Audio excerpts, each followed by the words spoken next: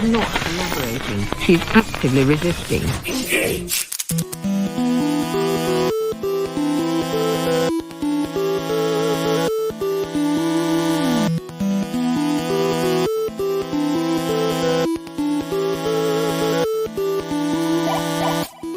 Citizens of Earth, gird your loins and open your minds. You have now willfully submitted to the Party for Prosperity and Supervillainy.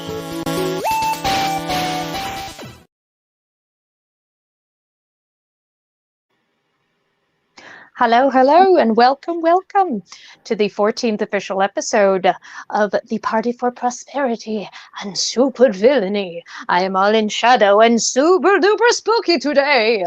And also in a room, if you couldn't tell. I am known by many names, but today you may call me the Mad Hat Cat.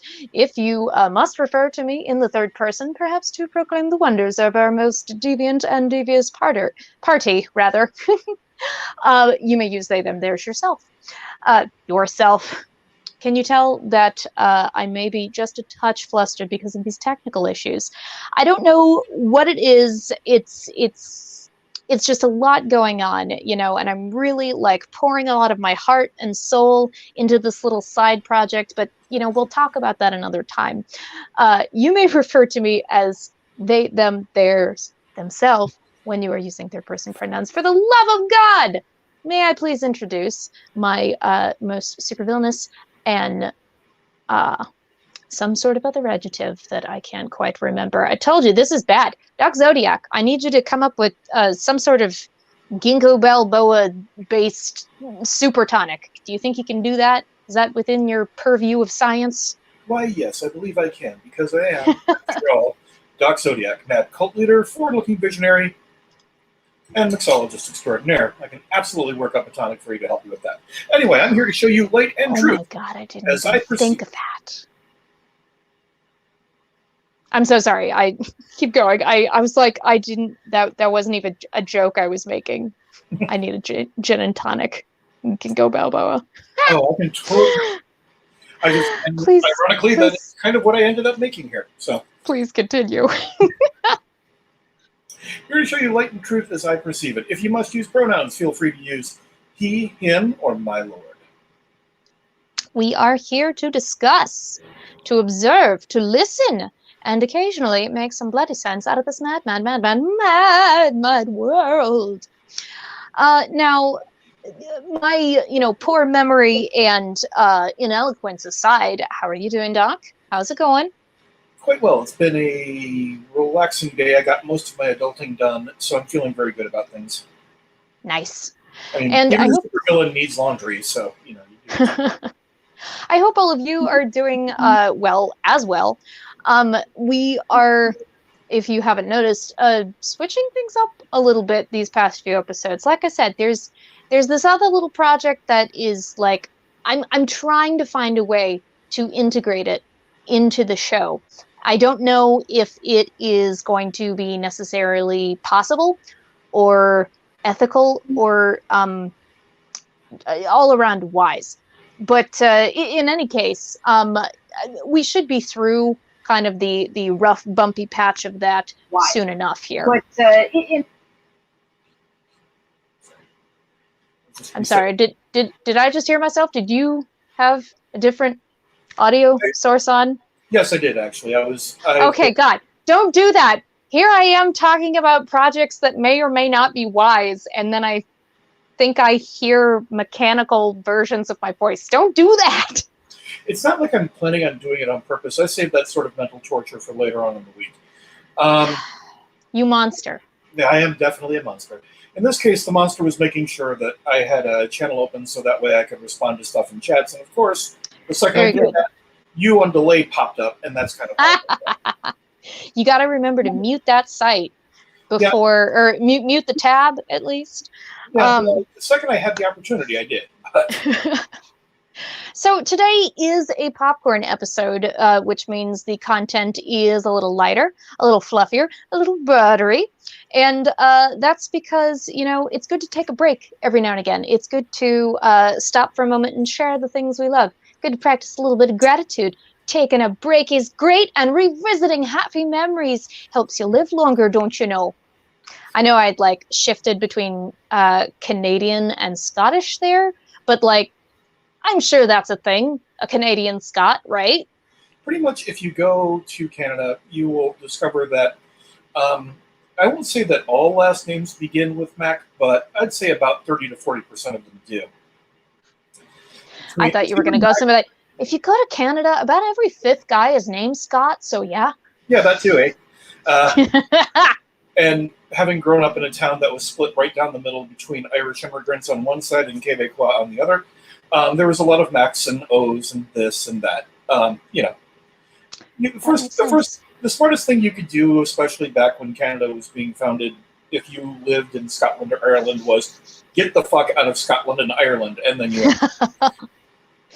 Well, something that I just as an actor that I would like to kind of explore someday is the dialectal differences and similarities between Irish English, Scottish English, and Canadian English, because there seems to be a little bit of a crossover there. Yeah. And I'm sure that someone at some point has written their thesis on that, and so I would like to go look it up in whatever university archive it's on and read it and either be thoroughly intrigued or thoroughly bored within the first 5 minutes. But of course, you know, I don't want to be too harsh on people. Which reminds me, even though this is a popcorn episode, what do we always do before we begin? We begin by reminding ourselves that we are fallible human beings. Yes. That you know, it's good to think before you speak. And am I buffering? I'm buffering on another screen. Hopefully I'm not buffering for y'all. It may just be my screen over here. I have 3 screens up. This is a little mad, if you will. Well, there I am. But yes, we try to remind ourselves that, you know, we are not the end all be all. The world does not revolve around us, and we don't actually know everything. So, as per usual, I'll rise and lean slightly to the left for the reading of the party manifesto. Doctor, will you start us off, please? 1. Whenever possible, supervillains must treat others with kindness, civility, and respect. One never knows who they may be addressing and what sort of day they've had. 2. Hate is hate and should be directed towards systems wicked and behaviors most foul, rather than toward individual persons and groups en masse. 3. Thoughtful deviation drives progress. Embrace your considerate deviance and let it guide you. Number 4. That reminds me, I forgot to send you all May the 4th be with you things the other day. I'm sorry. In the high rates reel later, I will deduct 1 supervillain point. Number 4, your thoughts are your thoughts and can never be taken from you. Your words said aloud and your actions in the world have consequences. Choose your words and actions wisely. Rule number 5. The party will not shun the ignorant, but willful ignorance is a crime of the highest degree, and rehabilitation must be either scheduled or performed on the perpetrator's own time. And finally, 6. The party, much like Socrates, knows for certain that they know nothing for certain, and reserves the right to refine and amend its manifesto on an ongoing basis. So, to elaborate on our incredibly non-descriptive episode title today, You Monster. What we are going to be exploring today is the idea of the meme of the English literary phrase of, there are 2 types of people in this world. And a lot of you have probably come across this sort of post on social media. A lot of it is on Twitter and Tumblr. And it usually starts off with some form of, there are 2 types of people in this world. Sometimes they say 2 kinds of people, but I feel like there are 2 types of people is a little more common. And what follows that is usually 2 either hypothetical situations or representative visuals that are polar opposites of each other. And some of them are like very obvious and, you know, very simplistic, like ketchup and mustard. Yeah. And you can either be one or you can be the other. And on the one hand, I don't think that this being a very heavily memed thing on the internet is self-aware in the idea, like people like getting into these like hard division lines for over just stupid stuff and like tearing each other apart. I wish that it was, I wish I could say that I thought it was a little self-aware, but I don't think it is. But maybe that makes it all the more funny.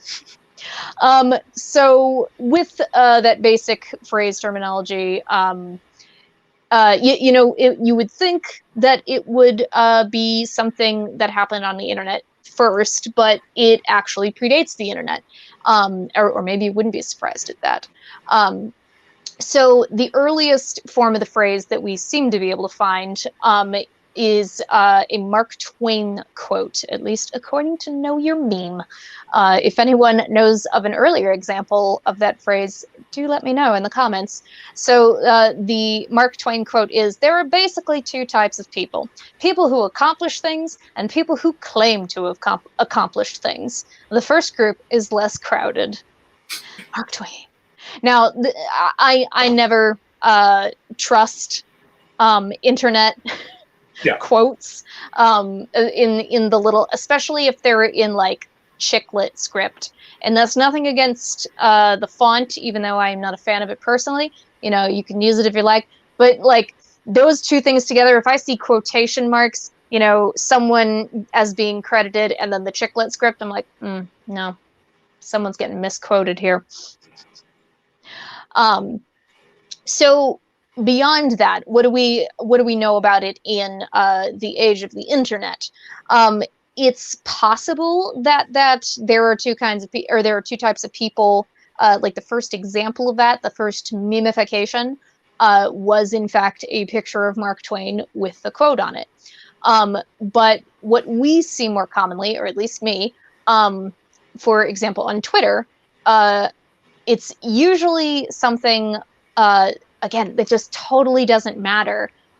Things, one that I see recycled pretty frequently is there are two kinds of people in this world: cereal first and milk first. And then everybody who puts milk first in the comments, everyone else will immediately dogpile, "You monster.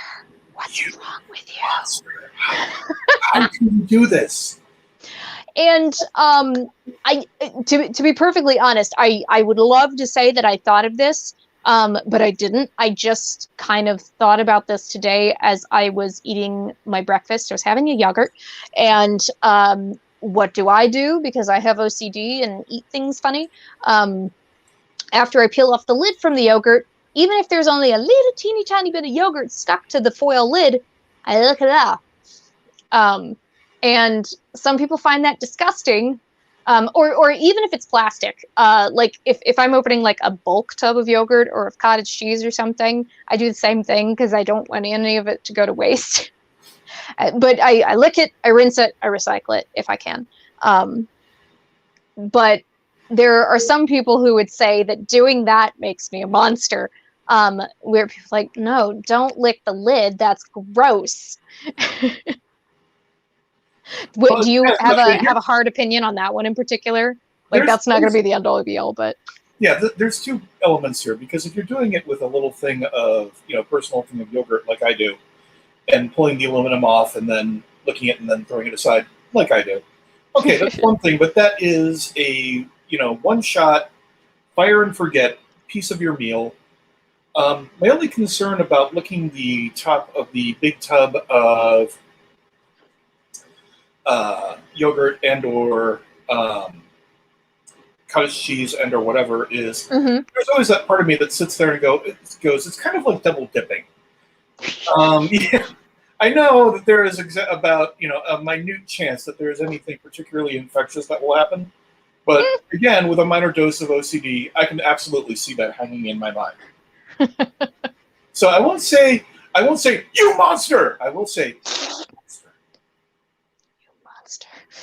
Well, and it's funny because like the two things like they both come up. It's like, you monster, and just fucker. That kind of you monster. Yeah.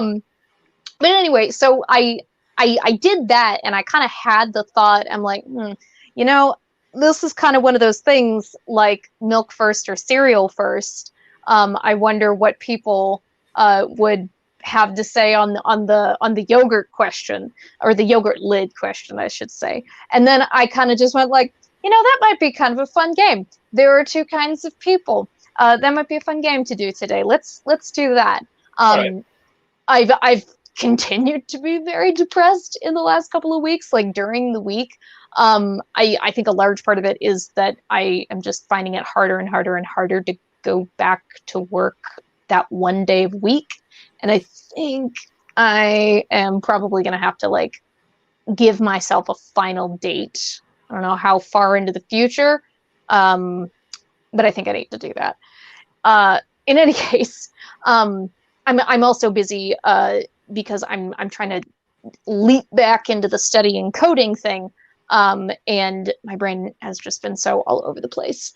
But you know, with coding comes the frustration. But then the thing works, and you go, "Mwahahaha! I have made the thing work. It lives!"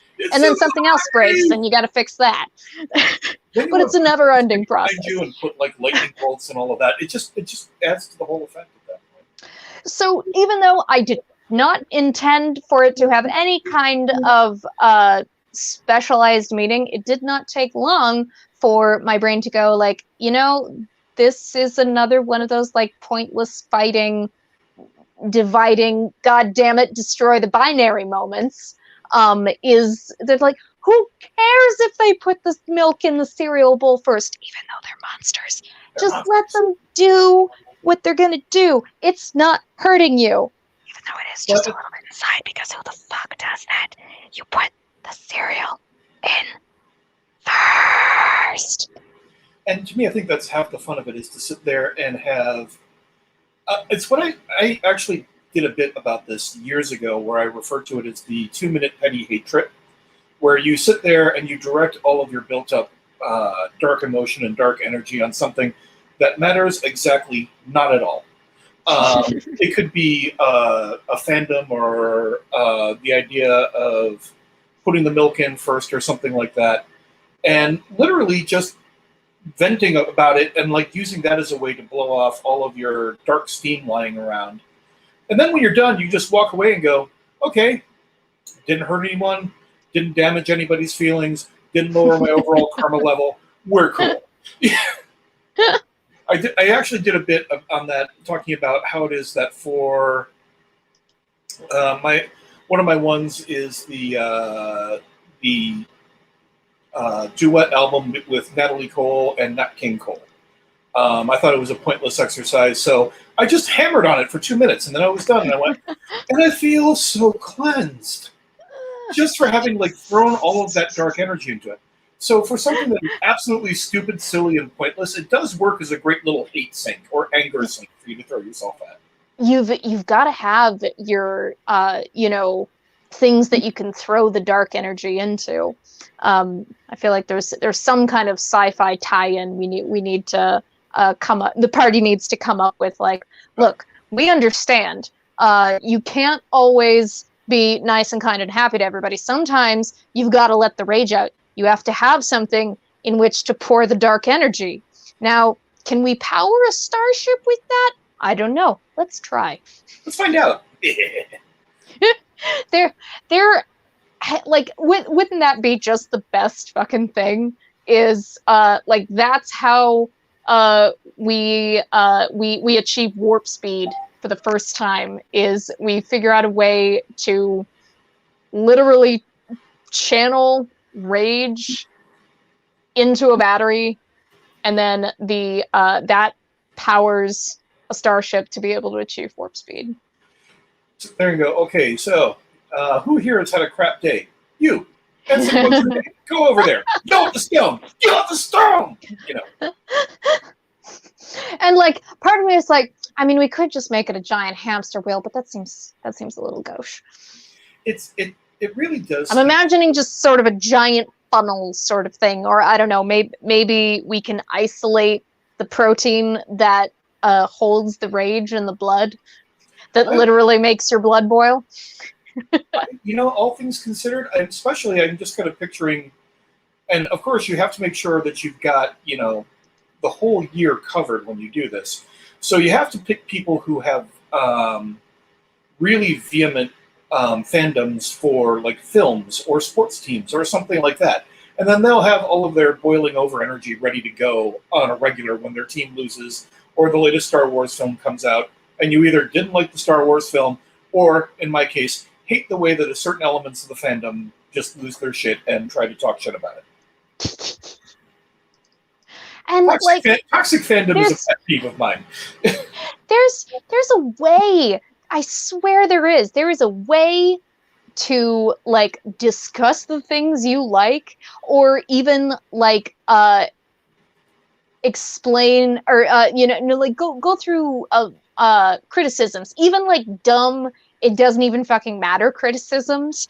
Like today there was a strip on the rerun for Girls with Slingshots. I will put a link to the comic in the show notes, which are now a thing. They are slowly being compiled, but there is now actually a website you can go to.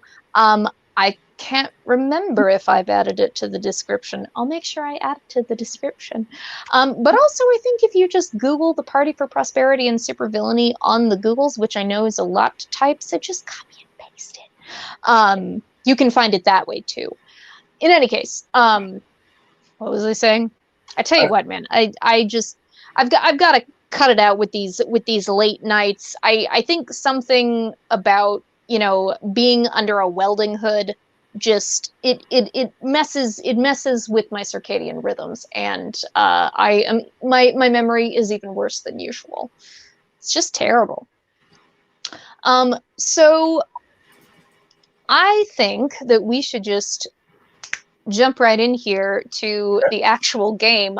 What I have pulled up is basically it's a BuzzFeed article. Not basically, that's what it is. It is a BuzzFeed article that kind of just takes the there are two types of people in the world and just fucking runs with it. And I know if I can lean around all of my screens, because I don't have fancy dancy arms attached to the wall, to keep all of my screens separate. Beep, beep. Excuse me. Excuse me. Excuse me. Thing work. There we go. All right. We've on this one. Share the thing. All right. Let's see if part of my super secret invention in progress is going to cooperate with us. And if it does not visually, it is something absolutely that I can recreate verbally.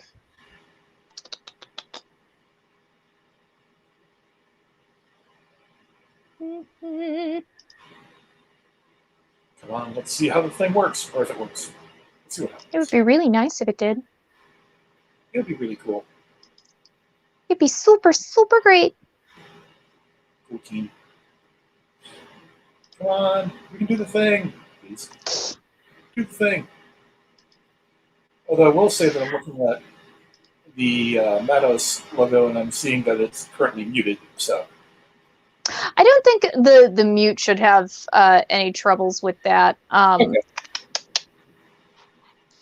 Ooh, I wonder. Well, I'll start us off, but I'll keep going. If you Google, there are two types of people, BuzzFeed, Dave, you should be able to find it. But I'll start it off, and if I can get this other visual function working, we'll do that way. So, first of all, rules of the game. You are either this or that. You are either the one thing or the other thing. And, you know, me being me, I, of course, will not abide by that rule because most of the time, I don't choose favorites, fuck the binary. But I think part of the whole fun of this type of game is the fact that your elaboration on it, your explanation for choosing the thing that you chose, but also like if you do just knee-jerk reaction, like absolutely one over the other, and like really, you know that fast? Yeah, definitely that one, not the other one. It's like, okay, there's a story there behind that knee-jerk reaction. Okay, so first one, we have an icon of you know, your mail app, and then the icon again, but with 13,678 unread messages. Which one? I am more of the 13,678 unread messages sort, mostly because every now and again I have to go through and go, oh, wow, look at all this spam. Well then, I guess I'm going to go on a rampage and give myself carpal tunnel syndrome and get rid of all of it. And somewhere in there, you also have to make sure that you're not dumping something that could be particularly valuable or from a friend or something along those lines. So it's those moments where you're like, you know, I've got 200 gigs of storage on Google. Fuck it, we're good. See, would you describe this as a sort of thing where,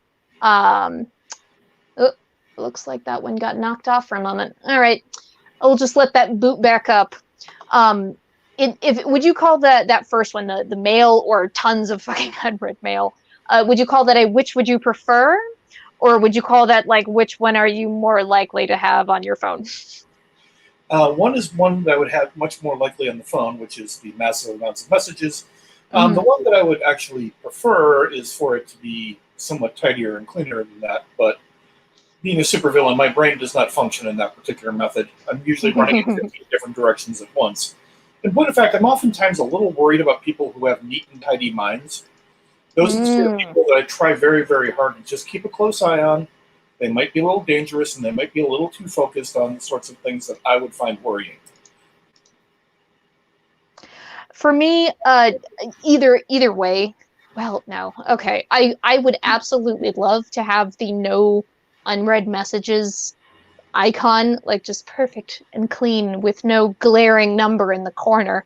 I have like 12 Gmail accounts for different areas of life, and also to accommodate a few name changes over the years. And I will never not have unread mail. I will die with unread mail. Hundreds of thousands of unread mail. All right, the next one is a picture of a box of red vines, which is licorice for those who don't know, and a bag of strawberry Twizzler twists.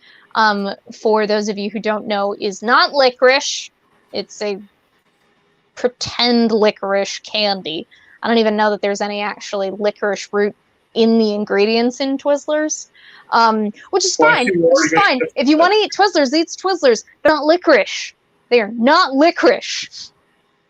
That being said, I would neither. I abstain from this one because I don't like the smell of red vines. My mother used to eat them a lot.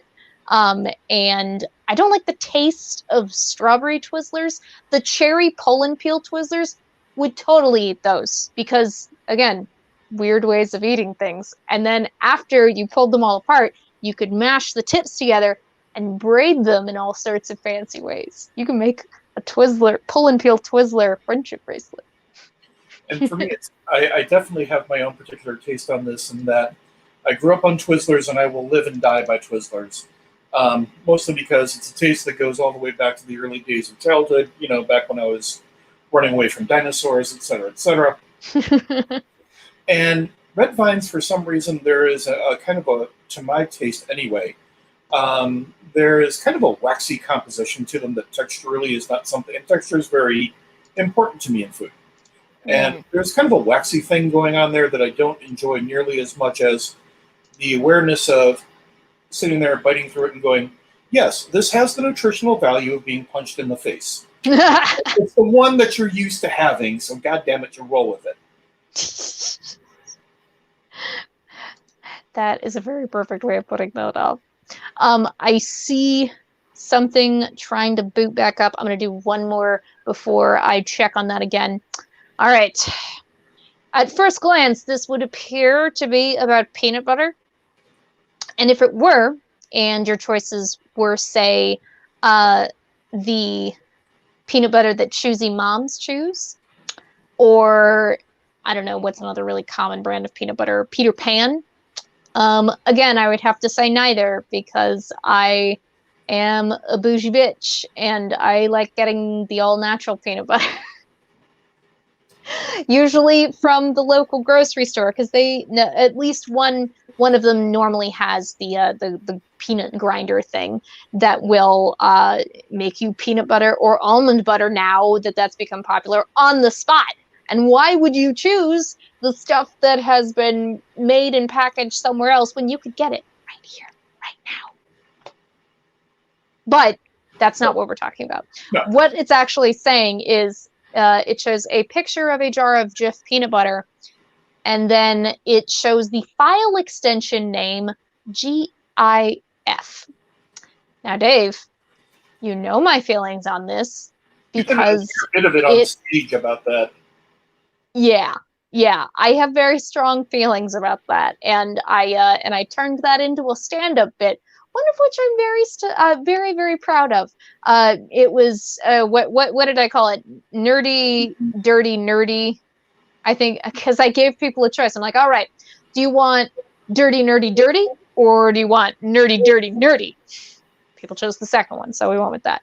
Yeah. So it's GIF. It's just basic hooked on phonics, people. In the English language, when the G is followed by a certain sort of vowel, it makes a G sound. So read my lips. G, G, G, GIF.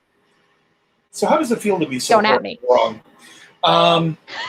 See, that right there. That's why these things are so fucking popular on Twitter and Tumblr.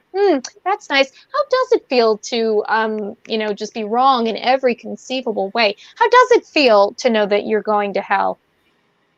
How does it feel that you're a monster and should be locked up forever to keep the children safe? Yes, but even the inventor of the actual file extension refers to them as GIFs. I know, but I go into that in my bit. It doesn't matter. He's an idiot. It's a dumb joke. Stick to programming, man. To me, though, that's not to say that programmers can't be stand-up comedians, because hopefully I will be also a programmer in addition to a stand-up comedian. But in this particular instance, not funny. No. I know humor is subjective, but no. No, to me, though, it's something, again, that when I was first getting into, when I was first getting into using computers and also computer graphics, it was constantly GIF, GIF, GIF, GIF, GIF, GIF, GIF. I'm going to keep doing that just to see you get redder and redder as I do it. But it was always, talking about the extension elements of GIFs and this and that. And it wasn't until the last few years that all of a sudden there was a very, very strong, movement toward making the G hard in that. And to me, I don't know, there's something about, especially graphics interface. But you could. English is a very, very flexible language, made to be tied up and tortured. It is. I mean, let's face it. It's one of the only good things about it. Like, it's really difficult to learn. It's very because it's so all over the place. But once you have a handle on that, it is. There's a lot of creative use within the language. And yes, German does have the whole, this is a really specific feeling or a really specific situation, so we're going to make a word for that is this long. German has that going for it, but English, I think other languages do use onomatopoeias. So, you know, like the word for what the sound sounds like pop. Pop is one of those words. Yes. There are a ton of them in the poem Jabberwocky by Lewis Carroll.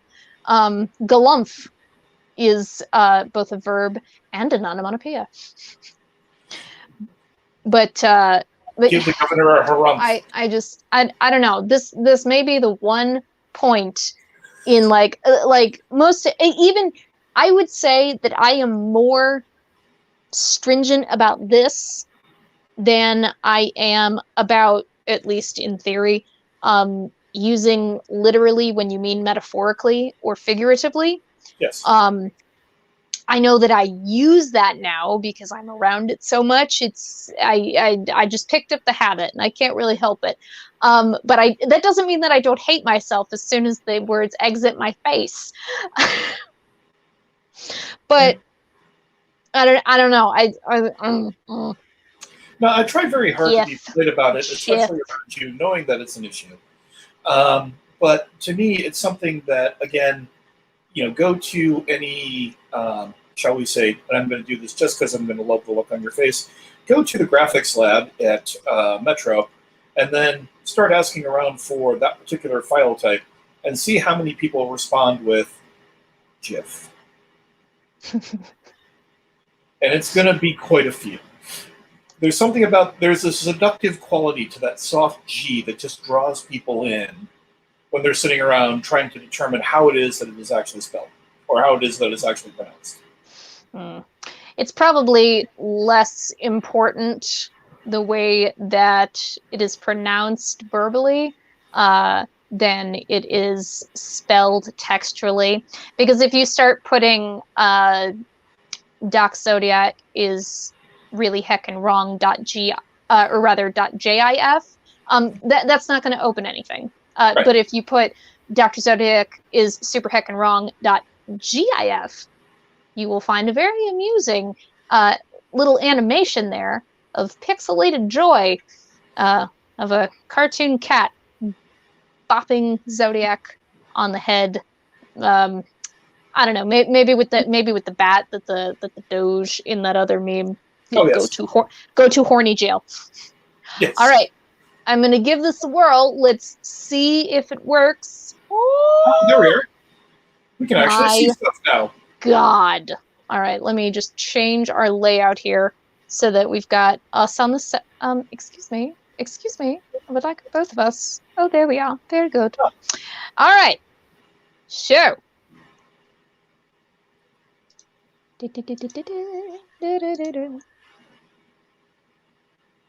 Yes, I know. There we are. Okay. Hide.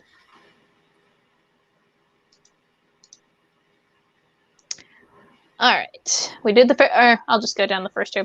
There's our male one. Here is our neither of these are licorice. Bleh. Jeffers skiff.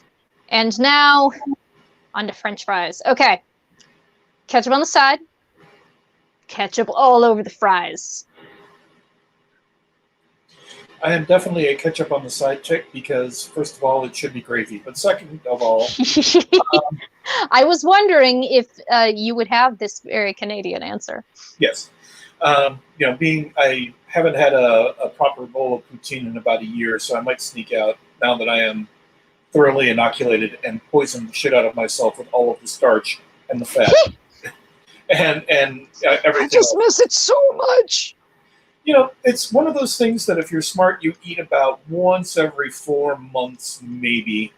Because a routine meal of that is pretty much, you know, a visit to the cardiologist on a plate. But to is me, protein no, go ahead and finish. But to me, I'm looking at that and I'm like, yeah, you put the ketchup on the side because, well, you know, there's a textural element to it. There's a kind of a plate aesthetic element, but also I just like dipping the damn things in there and then torturing them moments before I slide them into my mouth to eat them. Okay, maybe that was too much, but you get the idea. I do get the idea. I do. So I will give my answer, but is poutine, would you say, like a very common snack to be eaten in Canada? Like, is it an everyday kind of thing? Is it once a week? Is it only when you're like out getting super wasted? Thank you. Or whatever you Canadians say when you're talking about being intoxicated. Well, that's a significant part of the reason that you kind of, it's a great soak for all of the beer that you're going to drink moments before you head out into a very cold night. It warms you up and at the same time keeps you from getting too drunk too fast. But it's definitely something that is more of a, pretty much if you go to Canada and you're in Ontario or Quebec, they will instantly know you're an American if you ask for ketchup. And they will definitely put gravy all over the fries. And that is just kind of how it works. Or more often than not lately, they'll give you a side of it. That's how it is to be. That is how it is to be. Yes. All right.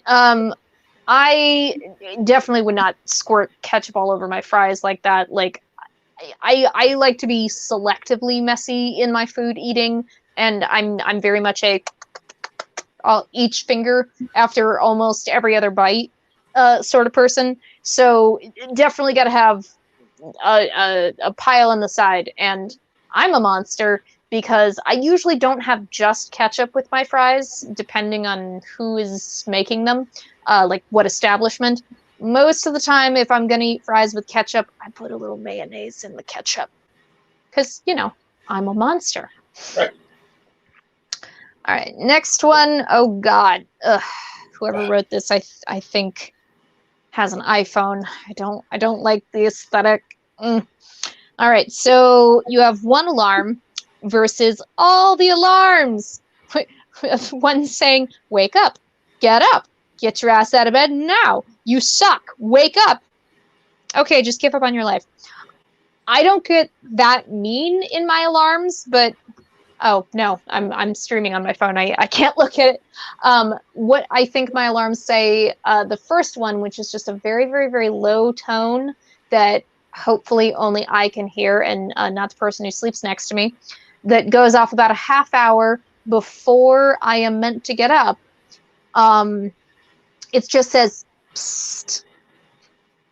And then the next one that happens says, wake up, with like a rise and fall of lowercase and capital U's.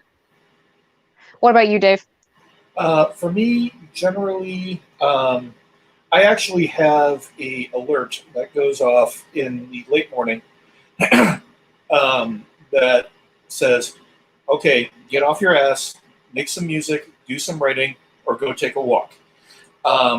So that way it reminds me that I am now past the point where I should have had my coffee and more or less gotten some degree of breakfast into my system, and it is now time to actually start the functional part of the day. The what now? The functional part of the day. Don't. I don't know about that. I don't know about that. Next thing. On the other hand, I was the one who woke up every 5 minutes this morning, so. All right. See, this is the other one that I thought of first when I did the yogurt lid lick. Toilet paper and towards the wall or away from the wall. All right, Dave, I don't want to have to disown you, so just answer carefully. Think carefully on this one. I am more of a toilet paper away from the wall sort of person. Oh, thank God. Mostly just because I have that image. Call off the assassination squad. It's fine. Okay, tell my words to take 5. And so you said wait, away from the wall, right? Yes. Okay, good. I just have this image in my mind of discovering that, there's some sort of weird thing on the other end of that and not having missed it because it was up against the wall. I am definitely a like facing toward the user sort of person, and I know that some people say like, well, it's because of my cats. If I keep it facing outward, they'll get up there and they'll do this and unroll the entire thing. And I don't know. I guess I kind of get that. But if you don't have a cat, what are you doing? And if you don't have small children, what are you doing? Why do you want to make it difficult for whoever is sitting on the toilet or standing next to it? I don't know which I'll get up to. But I don't know. It seems like a lot of work to like reach back around. No. I do want to bring up one other possibility there, but again, there are only two types of people in the world. This third type of person that Han apparently is. No, you don't exist. My toilet rolls are vertically mounted. What insanity is this? See, I actually wouldn't mind that. That'd be fine. And They actually do that where. But then I feel like you'd have to have it with the end coming toward you rather than going away from you. Thoughts? Like, imagine it in your mind. Put yourself in Han's place. Imagine. Let's all imagine we're in Han's bathroom. You know, because that's not creepy. Yeah, not even a little bit.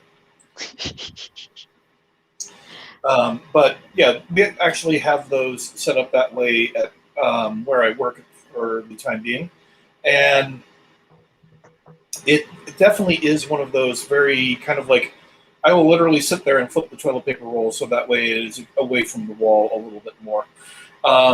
You know, again, maybe it's a little OCD or maybe I'm just being silly, but it just works better for me that way. Han also brings up an additional point on this, and then we will move on from the toilet paper thing, unless there's another toilet paper question. Thing is, if you don't yank hard enough with your end up with a half unrolled roll, or you end up with a half unrolled roll all over the floor, which I assume you mean if it's horizontally mounted and facing outward, like the right people in the room know it to be. If you're trying to tear it off one-handed, vertically mounted, there's friction.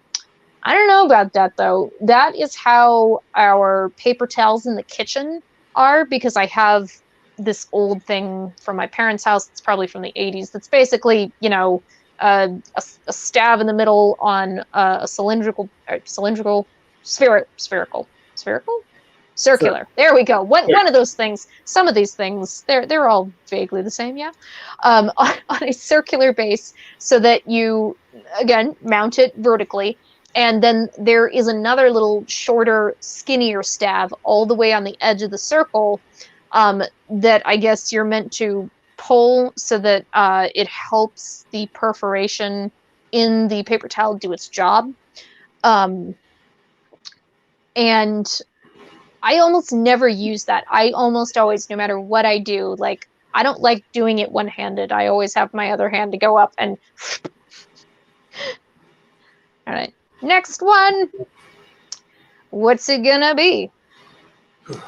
Bagel sandwich, obviously with cream cheese in the middle. It looks like poppy seed bagel to me, Yeah. which is a good choice for bagel, so we don't have to argue about that. Or basically open half, or open face bagel sandwich. Dave. I am definitely more of a open-faced bagel sandwich kind of guy. Having grown up in the Chicago, Milwaukee area, that's pretty much how you got everything served there at that point.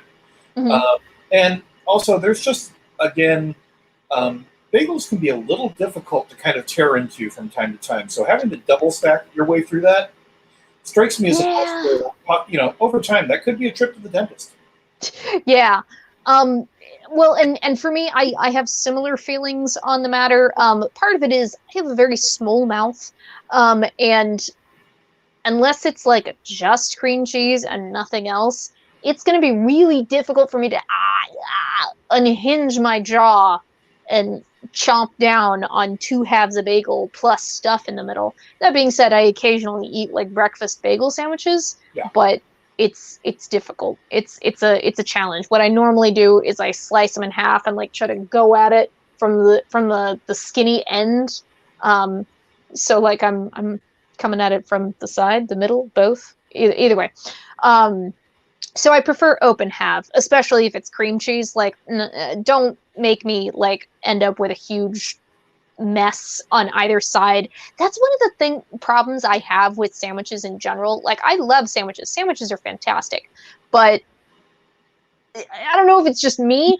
All of the ingredients almost always seem to get like slid down to the back side, so I have to like flip my sandwich over every few bites to keep everything kind of even, and then, you know, occasionally turn it around, nibble away the ingredients that are like coming out, turn it back over. Good, and like, that's a lot of work, man.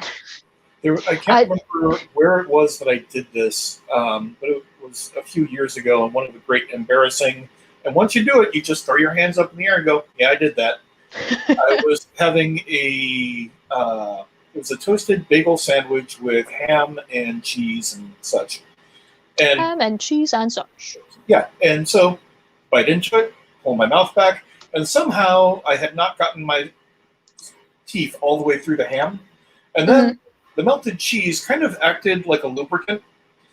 And I pulled all of it out, and like literally, so there I am with this section of ham hanging from my mouth.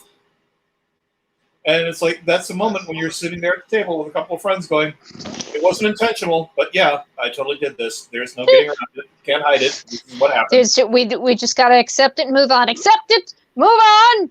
Mistakes were made, you know. Somebody else please fall on their face or something. That would be very very courteous of you. I'm just saying. If anybody, it's that moment you're sitting there thinking, "No, I actually like these people, so I can't kill the witnesses." I'm trying to catch up in chat here because I see lots of things being said about bagels. I'm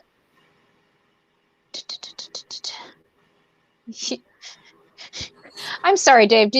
Are you making a Hamilton reference here? Yes. But that doesn't make any sense. Han is the one that lives in the UK.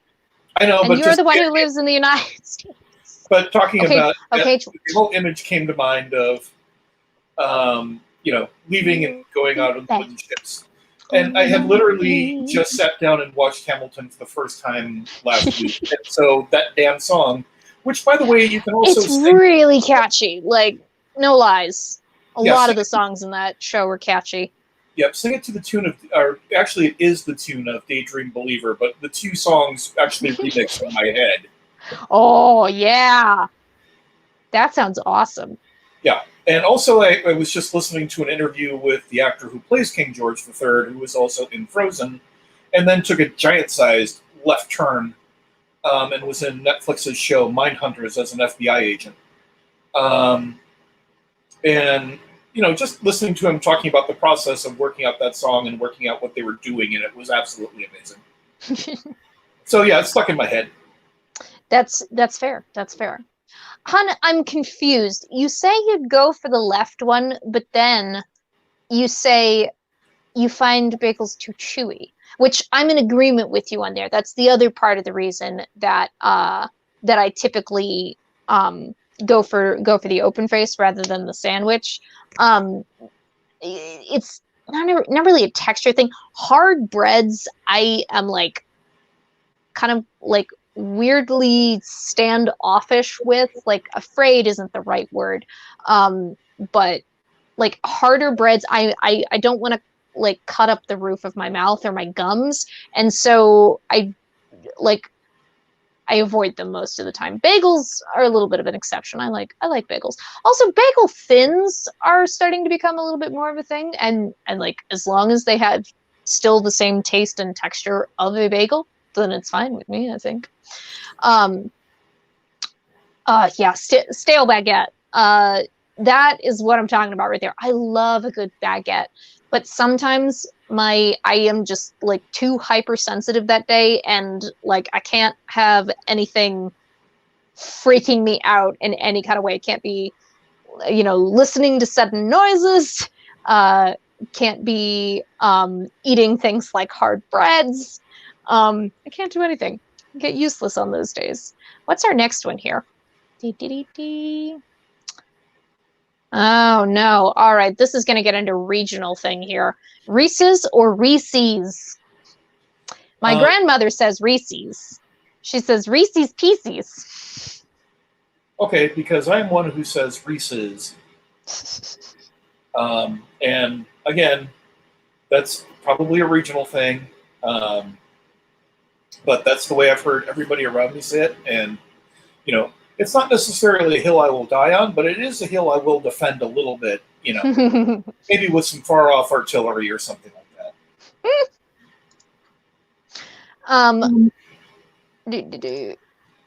No, that's this has nothing to do with anything. The other day I brought Molly, and I called it a mundane discovery because I told her over text, it was like, I've made a discovery and I'm coming to show you. And she's like, ooh, what is it? I'm like, no, don't get excited. It's something stupid. On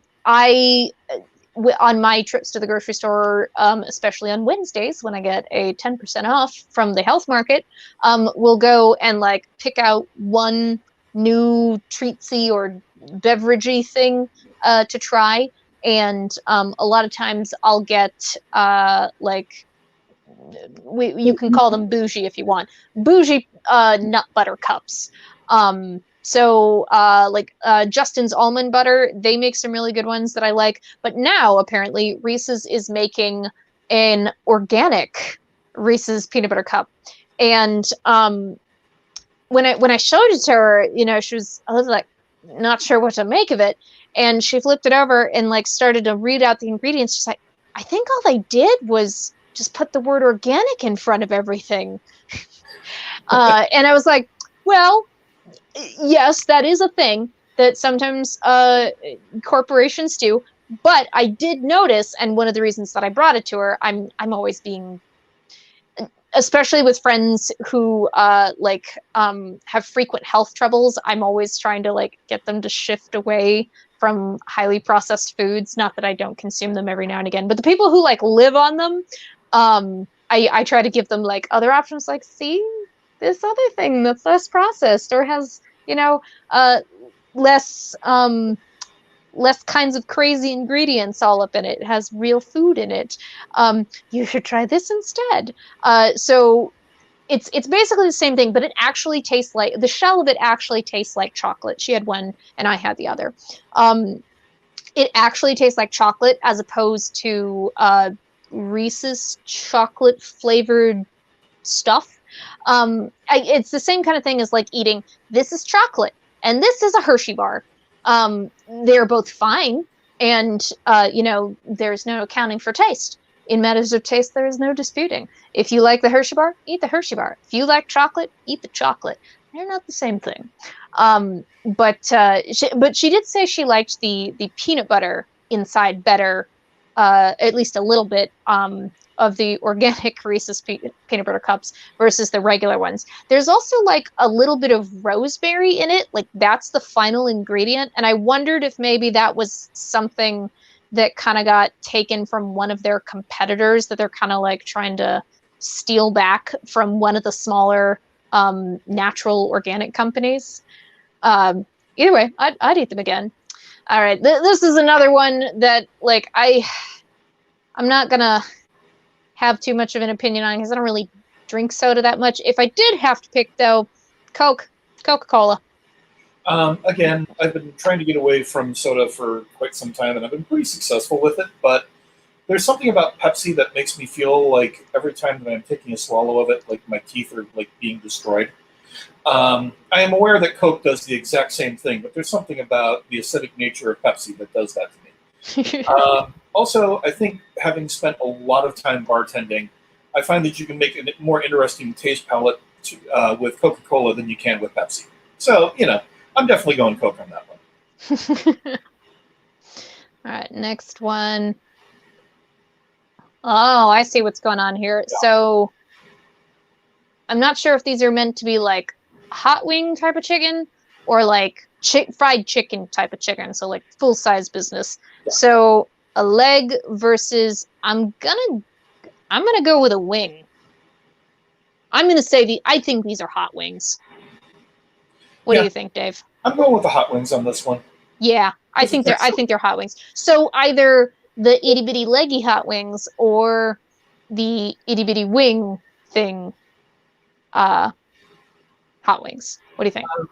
Generally, I go with the itty bitty wing hot wings. I don't have a massive opinion on it, just because, well, you know, either way, I'm still eating. I just find them easier to eat. There was a point in time when I was living in Columbus that we would kind of go on wings rampages, and you know, especially after a long, long night out, doing the only things you can really do in Columbus, which is drink. So you wanted to go through as much food as possible as your blood sugar crashed. That is the thing. And somehow it just made it easier to do it with the wings than it did trying to tear it off of the leg.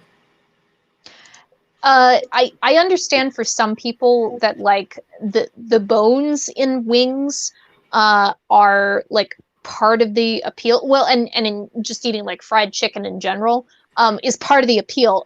Again, I'm going to go back to my grandmother. My grandmother and everybody in her family like sucked everything down to the bones. It didn't matter if it was like fried chicken, maybe at like a funeral or something, or at Easter, or if it was turkey at Thanksgiving. Nothing but toothpicks left at the end. They got down to the marrow. They were meat sucker offers, which is not as dirty as it sounds. Sounds wonderfully dirty, though. I mean, they're farm people. You know, they're just very, very repressed. I'll eat wings sometimes, mostly because I like hot sauce and fried things. But the bones, I don't need them. So especially now that things like cauliflower wings and in Benson, and I want to say the Benson Brewery, the Satan wings or Satan wings, when they've got really super spicy hot sauce on them. Both of those are vegan options, and those give me everything I like about eating a chicken wing, and just removes the bones and the meat from the situation. So I can just focus on the stuff that I like about it. Okay, I can totally get that. I'm not going to call anybody a monster if they decide to do it, you know, and especially if I'm sitting there and they're diving for the wings and they're going for the legs. Hey, worked out well. You know, everybody has their particular taste, although, I don't know, every now and again I'm just a little suspicious if you're sitting there, you know, tearing into them, you know, like you're an alligator or something. It makes me wonder if there's some kind of like weird genetic experiment you're a part of. It seems that my super secret project has decided to take a nap again. I'm going to try one more time to get through it, but I do have the, or at least I did, 2 types. I did have the questions up so that we could go back through it. Just in case this very thing happened. Okay. Let's see, we were on chicken wings. I love how, like, whoever wrote this BuzzFeed article, like, the title of each question is just, like, a series of question marks and exclamation points, and, like, that's pretty much it. Yeah. With a few exceptions. With a few exceptions. All right. There's the Coke. There's the chicken wing. Oh, God. All right. It looks like iPod playlists.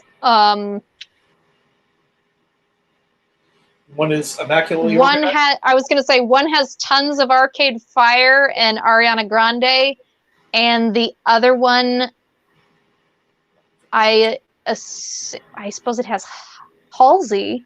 I know Halsey.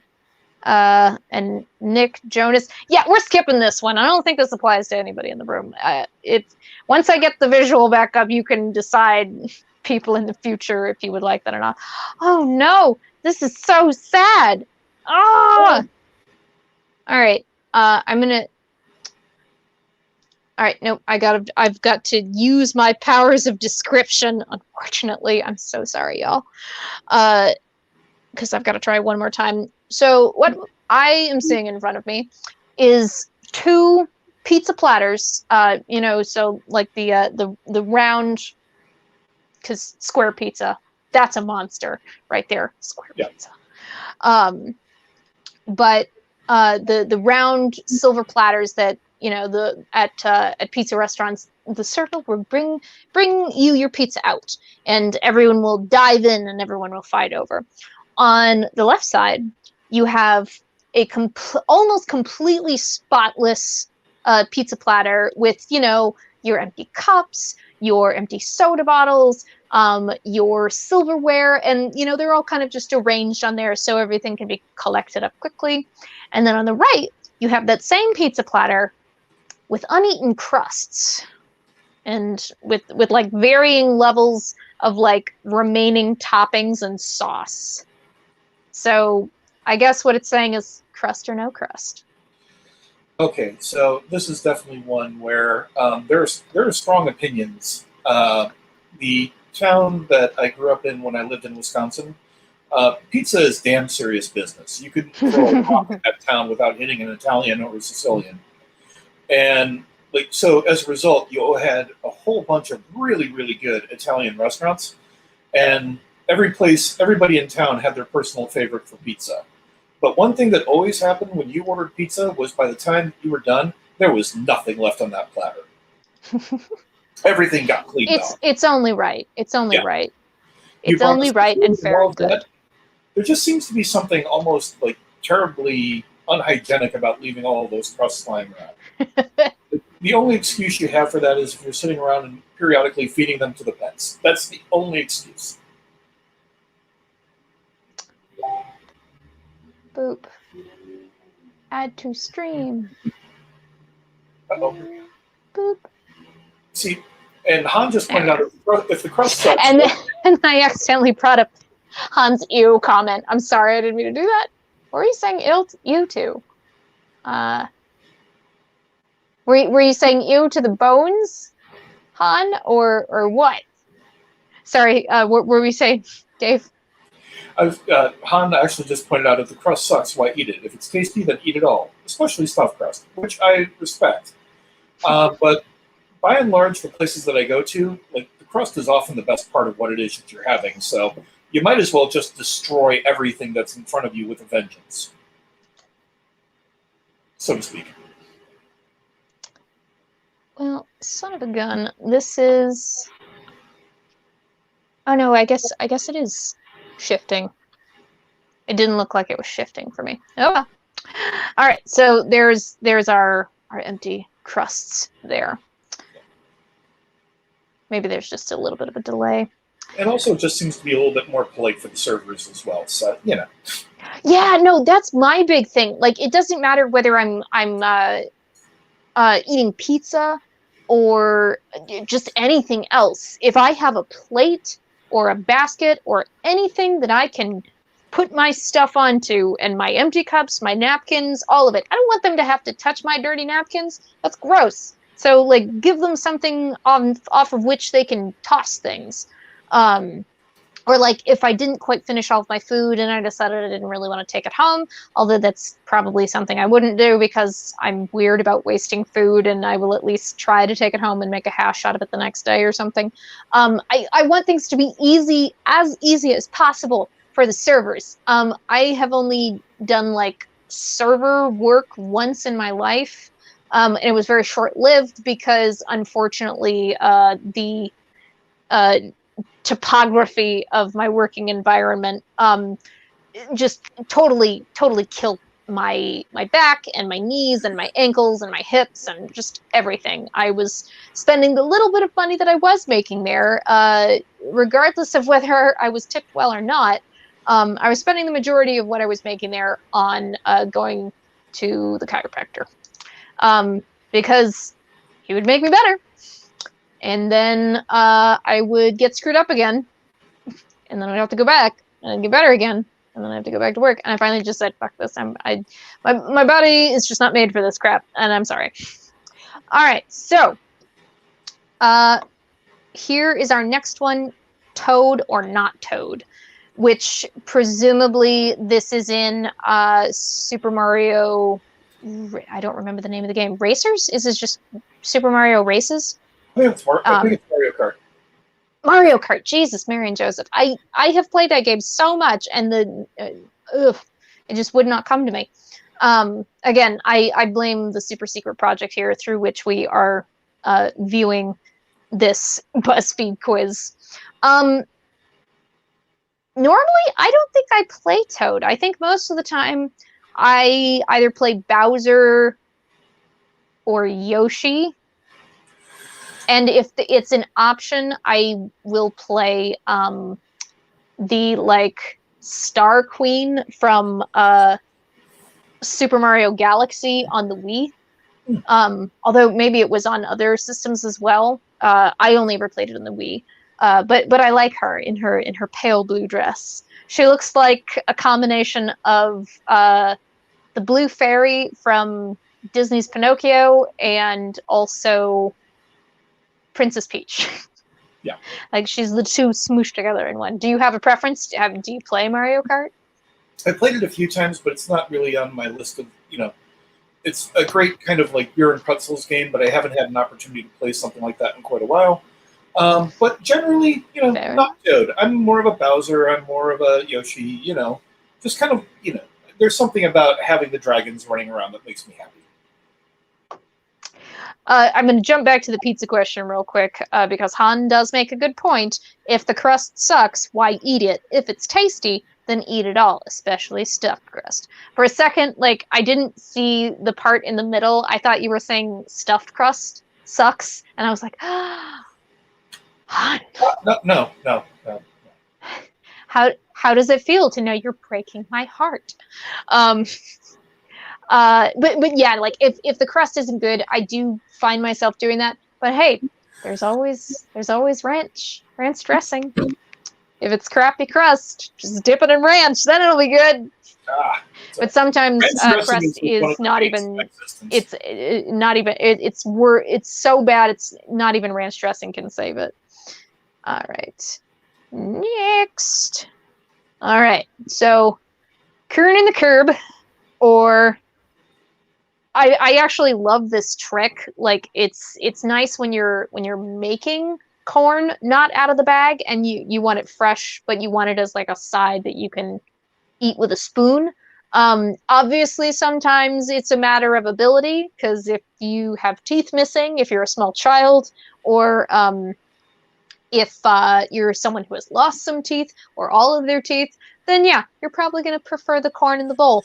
And I really only want to eat corn on the cob, like fresh corn, if it's in the middle of summer, and that's a local produce sort of thing. During the rest of the year, why bother? Just buy frozen corn. In July, it's pretty much everything you're going to eat in Nebraska has corn on the cob on the side, just as a matter of principle. And for me, there's just kind of a playful element to corn on the cob that I thoroughly enjoy. There's a part of me that has typewriter noises going in my head, and I'll get to the end. And I hear every time. King, creak, ding, creak.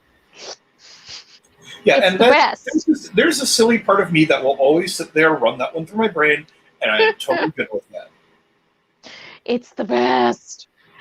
This is sort of a random thing, but has anyone else ever been the sort of child or the sort of adult person who eats frozen corn out of the bag? Because I'm one of those people. No, but I might give it a try now, just to say as a matter of principle.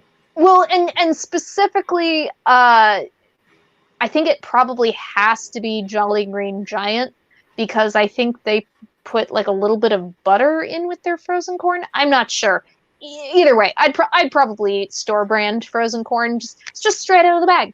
When I was a kid, and my dad was making dinner, and and I was getting antsy or hungry, or maybe I just wanted a snack, I don't know. He would give me a cup of mixed vegetables, and then make the rest of the mixed vegetables. And I would just sit there and eat them frozen. Would always sidestep the lima beans and the green beans, or if I didn't, I would eat them all first as quickly as possible so I could get on to the good stuff. and in order from there, like, let's see, probably lima beans, definite worst. Green beans, carrots, peas, corn. The frozen corn is the best. All right, let's move it along. Let's move it along. Which way does your emoticon face? For me, I would say if I am utilizing traditional emoticons, which emoticon versus emoji, they're different things. Emoji are pictorial representations, whereas emoticons are ASCII art. I think it would depend on what all other text I'm using, because depending on what else is around, what other characters around it, that might affect like the ease of viewability, if that makes sense. So I might do one way or the other, or if like automatic HTML things are happening because of colons and parentheses and it's messing with things, then I might switch the direction that it's sitting in. I know, to me, I am definitely a solidly, and I'm amused that I get to say this, I am solidly to the left in this particular question. No matter which way it's pointing, it's always going to wind up looking like that. So wait, the one on the left or on the right? The one on the left. Okay. See, and I think that makes sense for us as English speakers, because we read left to right, and so if I was reading automatically, head turns this way to, oh yes, there are the eyes and there are the mouth. Because in addition to going left to right, we also go top down, typically speaking. There you go. Now, for me, it's... Okay, I thought I lost you there for a second. I was like, silence. Somebody was messaging me in the background. I had to just double check and make sure. No, you're all right. I see Han making my favorite type of... See, I utilize Japanese emoticons all the time because they're a lot more detailed and you can get a wider range of emotion and like it gets very specific if you're using Japanese emoticons. Sometimes more specific even than like all the heckin' emojis that we have now, and they're adding... Well, they used to be adding more all the time. Now I feel like they add maybe a few a year. Usually when someone says, "Where's the sloth emoji?" Yeah. Where's the koala emoji? I don't know, man. But one of my favorite Japanese emoticons is the flipping the table, and then like if you calm down, you put the table back up again. Well, of course. It's polite. It's polite. Next. I don't know how many more we have to go, but we'll probably be wrapping up soon. All right, so I don't know about all this, you guys. So on the left, we have a very neatly folded end on a tube of toothpaste, presumably so that you can efficiently get the correct amount onto your brush. But then they took it a step further and they are keeping that fold in place with a binder clip. And then on the other side, you have chaos. Utter, disgusting chaos. I would never do that shit. So I don't know that I'd go so far as to do a binder clip on mine or to buy one of those little plastic doohickeys that I see all over, adverts for cheapo gift buying websites like Wish. Basically it's just a little clip to go on the end of it. It's basically like a chip clip. So if I had to choose between the two, I went on the left. But most of the time I feel like I don't need to do that. And I'm definitely one of those people. I cut my squeeze containers open and slit it down the side so that I can open them up and use the last bit in there. I don't want it to go to waste. It's not a money thing. It's just a waste not, want not sort of thing. I try to keep mine relatively neat and tidy, but if you're putting a chip clip on the bottom of your toothpaste, I am also entirely certain that you have a bunch of bodies down in your basement, and that you are some kind of deranged, overly psychotic criminal waiting to happen. You're like, look, to each their own. But you're clearly a psychopath. Yeah. To which Han would respond with, "Blam." Yeah. with the smile still. Yes. Like, it's not angry flipping over the table, it's psychotic smile flipping over the table. Okay. That's a mood. That's a very big mood. Yeah, that's totally chainsaw moments waiting to happen. But yeah, that level of personal organization is something that I actually would find a little bit worrying. that like even for someone like me who as I said, I have very particular ways of keeping my things for the most part. That's a little much. It's a little much. So now, I don't know if this means, would you eat Nutella out of the jar with a knife, or would you eat Nutella out of the jar with a spoon? Because I have seen people do both. Or if they are saying, would you spread Nutella with a knife, or would you spread Nutella with a spoon? Or third option, you spread Nutella with a knife, or do you just don't even bother with a vehicle and just go straight in with a spoon. Shove it right in your face. Yeah.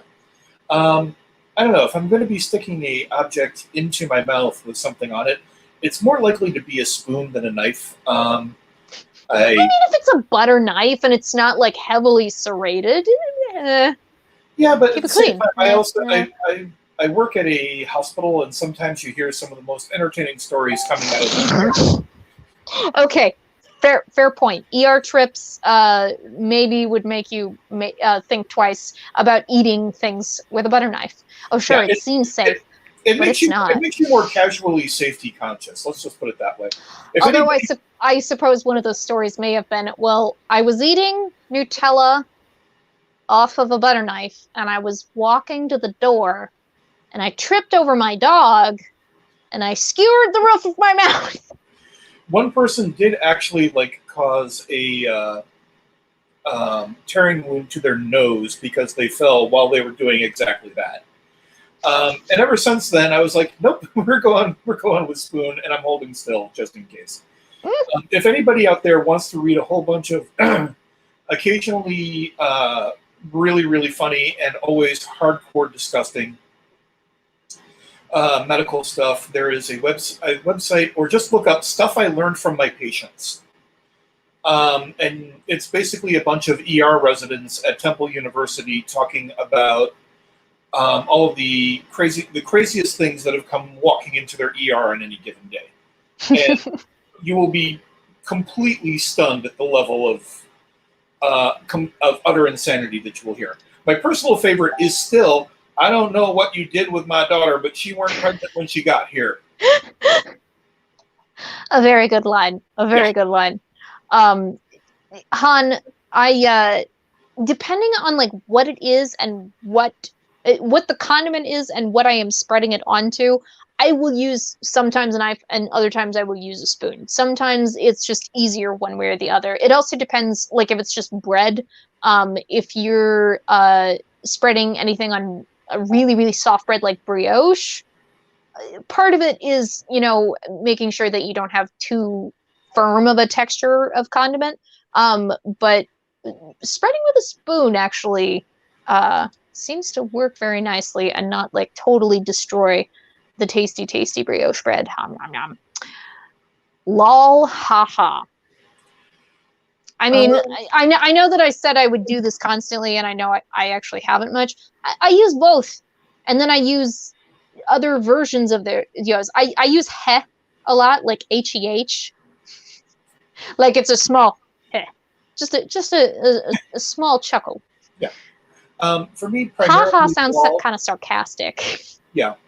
Lol is definitely, my go-to, but if you put a BW in front of haha, you get the villain laugh. So, and so when I'm in a particularly villainous mood and responding to something, you've got to pull that one out.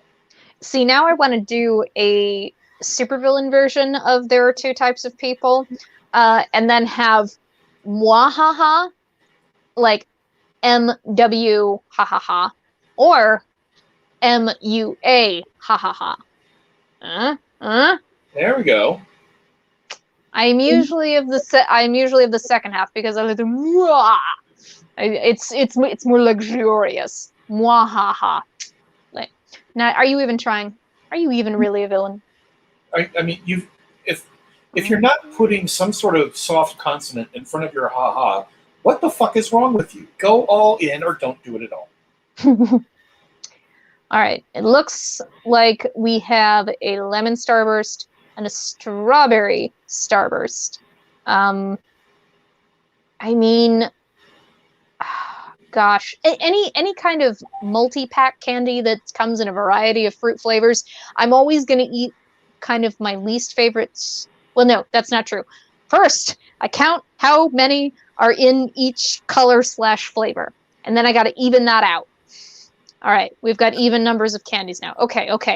I'm going to start with my least favorite, work down to my most favorite, but I'm also, going to do it in a little bit of a sequence so that I can have a variety of flavors. And then sometimes I'm going to take two and eat them together. I don't know that I'd eat lemon with strawberry. I don't know. For me, it's something that I remember from high school. And you would always find in your desk about 40 or 50 lemon starbursts lying around because that sharp flavor when you first eat it would cause your face to go like this, and then you were totally busted when the priest looked at you and went, "You're eating in my class." Smoother taste, worked out really, really well. And I mean, to me, it was also just a bit more to my taste. The lemon ones always came across as something that was so incredibly overpowering at the outset. Oh, you know what? That's the last one for this. Yay! All right. Well, what's that? Did I not answer that question?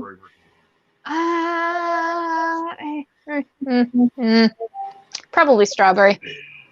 I don't know, man. I go back and well, no. I like the lemon starburst. As long as not fucking banana runts. Now that is something to go on the supervillain question. Do you eat all of the other runts or just the bananas? Yeah. Oh. If you eat just the bananas, you're the wrong kind of villain. We don't want you here. Yeah. We don't want for me, you. You've got to have them all. You don't bother. All right. I am going to turn off my super secret invention and just have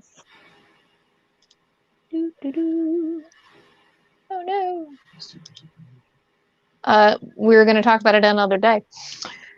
Don't tell him anything about the super secret invention.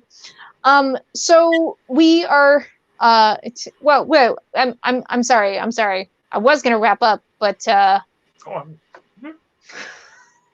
What? banana. Yeah, no, I learned I could do that like a few weeks ago, and I flipped my shit about it. Just that I can bring up people's comments. It's so cool. Are you talking about bananas like the actual fruit, or like banana flavored candy? Because if it's banana flavored candy, hon, oh no, he flipped the table on me. He flipped the table to me in my banana hatred. Well, you know what? I'm gonna leave that table there on the floor. And when I find banana candies, I'm going to lift one leg so that I can throw the banana candies underneath the table, and I can go cha cha cha and crush them underneath your table. So that's all I have to say about that. It is time for us to wrap it up here. I am going to be going and participating in some birthdayness for a friend. Yay. And are you going to go out and get poutine now, Doctor? Yeah, I'm giving that some very, very serious. You want poutine? Yeah. I was going to say that you could. The next time you want poutine, you can take Moof with you. Okay. I will happily take Moof with me. He makes Next week. Oh no! I didn't realize that you were in. with my multiple screens up, I didn't know that he was in frame, and it scared the bejesus out of me. A wild move has appeared. Everyone, wait. Now that I'm actually downstairs, I can do this. I'm a local cryptid. He's a local cryptid. I can do this now. All right. Move. I choose you. Bonk. Oh, no. Oh, I don't have a buddy that is equipped with, what is it, catch assist? You don't choose, you choose them. Well, no, careful. Don't open it up. I have many tiny Actually, no, here. This might be fun. Would you turn on the light for me? This is a dumb thing, but here's my cute thing that I like, that I will share. Wait, okay. Turn on the light and then leave it on. Okay, thank you. Strobe time. Right. So these are not many tiny Pokemons in focus. These are not many tiny Pokemons in this Pokeball, but they are tiny rubber pencil toppers, although this one looks like it could be clam pearl. And they were all over the frickin' place years and years and years ago. Is it a snick? In those 25-cent machines.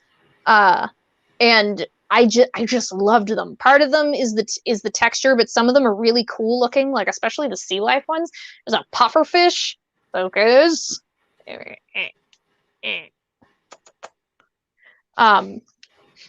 just happen to be here, and guess what? I love them. But keeping them in this Pokeball is a challenge. They're trying to escape. It's like they don't want to be in there. I don't know what that's about. Sometime we'll talk about the Flash game that PETA put out like a decade and a half ago. That was basically a parody, a really bloody and kind of like I don't know. I feel like even if you're trying to, you know, get kids to not eat meat,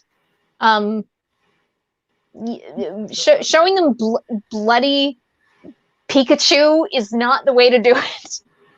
But God, that Flash game was just gory as all hell. And again, like I get what they were trying to do with it, but don't think it was super effective. I don't know that we know what we're talking about next week, but it'll be something. It will be something. Yes. It'll probably be kind of a follow-up on this, because like I said at the beginning when I first chose this as what we were going to be doing today, it didn't even immediately enter my mind. I'm like, yes, of course, the hardline divisions, and especially within internet culture, of course. And obviously we've talked about, you know, various bits and things related to that subject on the Prosperity Weeks. But maybe it will be something focusing on that, but like in more serious sense. So like instead of saying, you know, cereal first or milk first, it's something related to a social issue. It's something related to an environmental issue. It's something related to a fiscal issue. Doesn't matter what it is, almost. Just that you choose a side, and if you don't choose a side, you're a centrist bootlicker, or I don't know. I'm sure that there is some sort of disparaging term that folks who are a little bit more on the right use for centrists who like will refuse to pick a side, or at the very least just say like, well, I'm not. Well, no, that's what I'm saying though. Like, is just they're all liberals. They don't have any distinction between centrists and leftists. They're all liberals as far as they're concerned. But yeah, it might be something along that, and maybe by then my super special secret invention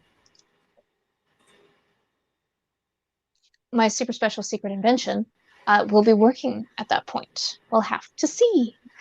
How do you say that Republicans call centrists NPCs. You know, I That can is- see it. That is one way to put it. And no, Dave, we will never discuss popcorn on this show. Not ever. Someday. Not even any popcorn. No. Someday. No. I'm going to say it right now. I veto. I'm pretty sure I have veto power, right? Yeah, you know, I'm the founder of the show, so that goes with that. But I'm just sitting around, and I just picture me sitting around and going, all right, I'm going to sit here with a giant bowl of popcorn. Hey, Kat, what's this I'm eating? I'm not talking about it. It doesn't exist. I'll eat it. I just want to talk about it. Yeah. All right. Well, this has been a lot of fun. I hope you enjoyed yourselves. I would love to do it again, but a supervillain version this time. And like I said, the show notes are being compiled a little bit every day. I try to do, you know, at least a couple of links or a couple of definitions, or a episode description at the very least, because I'm working my way backwards, which is apparently how most people tend to consume their podcasts. Which I guess makes sense because usually later episodes are a little bit more polished, a little bit more put together. They're situated a little bit more, which is definitely true of this show. Yeah.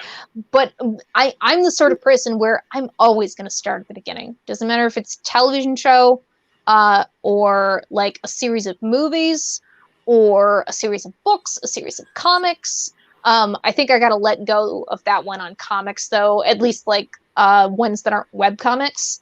Because those, it's really easy to go all the way back to the beginning and then go straight forward. But with things like Marvel and DC comics and, you know, all of the smaller companies that, you know, had lots of different issues and reissues and different artists, different writers, different iterations of different characters for years and years and years and years, and they've existed for decades. That's a lot harder to do and probably pretty impossible unless you like focused on a single character. And then you could maybe do like, I don't know, 10 in a lifetime or something. Yeah. But I think I probably just got to pick a run of a comic that I think sounds interesting, and then go from there. And then go backwards and see if I find some others that I like. But everything else, podcasts, television shows, movies, start from the beginning, work my way forward. I want to see how it evolves over the course of chronological time that you mortals seem so goddamn interested in. Well, I hope all of you have a fantastic weekend. Try not to take too many hardline stances on too many things. You know, you gotta try and get along with at least the people in your immediate sphere, unless, like I said, they're one of those monsters who puts the toilet paper roll facing the wall, instead of facing the user. In which case, destroy them. Yeah. Yeet them into the sun. I won't bring it. I won't bring up the visual this time, but next time, Dave, I will have to bring up that patch, that digital patch that you sent. When there was like, yoink the means, nom the rich, and yeet the. I don't know what you yeeted. I saw that and I was like, wait, it's a socialist communist cat girl? Okay, yeah, we definitely need this. It needs to be made. Well, I assume anarcho communist. Yeah. Okay, I'm gonna bring this up, but that looks like Jake the dog. Like, am I alone in this? No, that totally looked like me too. That's Jake the dog. All right. Well, on Jake the dog flipping the table, on the note of Jake the dog flipping the table, thank you everyone for joining us, and we will see you next week. And remember to do the two things that I always tell you to do. One, take at least 10 minutes to do something purely for the joy of it, not because it makes you money, not because it is, you know, agreeable to all the other persons in your party, but just because you really enjoy doing it. And then take another 10 minutes to do absolutely nothing. If you can, if the weather is nice where you are, you should go outside and sit on the grass like I did yesterday because I was really heckin' manic and I needed to calm the heck down. Just lay in the grass and cover your face if you are like me and very prone to being burnt by the sun. And then just lay there for 10 minutes and just listen to the birds. Listen to the birds. Actually, I'm glad that I said that because that reminds me of what I will make next week's topic. I won't get into it now, but I will post it as soon as I get myself settled at the birthday-ness, and I'll post it in the Discord. How about that? I know for sure that you can find a link to the Discord down in the description below.